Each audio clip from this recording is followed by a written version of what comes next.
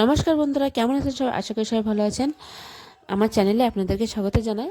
আজকে আমি তৈরি করব নলেন গুড়ের মাখা সন্দেশ।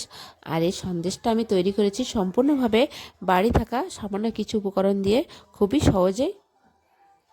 আর এটা দোকানের যে আমরা সন্দেশটা খেয়ে থাকি তার থেকে কোনো অংশে কিন্তু কম নাই। তাহলে চলেন আমি এটা কী করে তৈরি করছি সেটা দেখিয়ে দেই। এখানে আমি ছানা কেটে আগের থেকে জলটা ঝরিয়ে নিয়েছি। তারপরে ছানাগুলো আমি এভাবে মেখে নেব।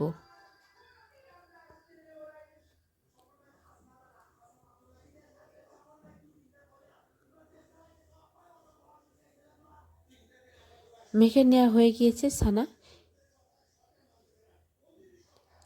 আর এদিকে আমি দুধ নিয়েছি হাফ লিটার মতো, নিয়ে একটু জ্বালিয়ে ঘন করে নিয়েছি। তারপরে দিয়ে দিলাম একটু গুঁড়ো দুধ।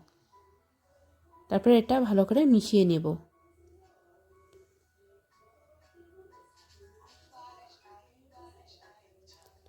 এবার আমি মেখে রাখা ছানা দিয়ে দেব।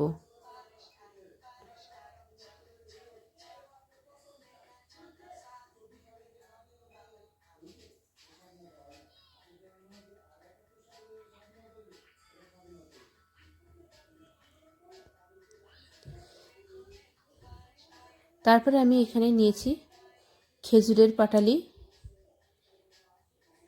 এটা সম্পূর্ণ দেশি আর এটা খেতে খুবই টেস্টি। সম্পূর্ণ খাঁটি খেজুরের গুড়। তারপরে আমি ভালো করে একটু অনবরত নাড়তে থাকবো আর এটা জ্বালিয়ে ঘন করে নেব।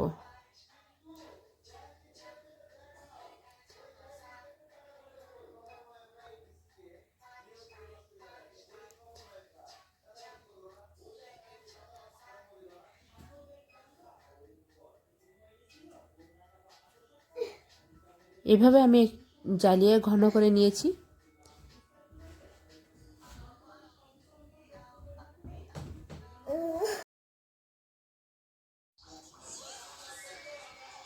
আমার সন্দেশটা পারফেক্টভাবে তৈরি করা হয়ে গিয়েছে। এবার আমি একটা পাত্রে এটা ঢেলে একটু ওয়েট করব যেন ভালোভাবে এটা একটু জমে যায়।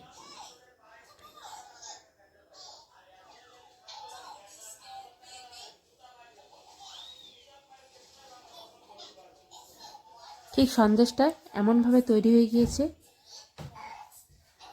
একদম দোকানের সন্দেশের মতো।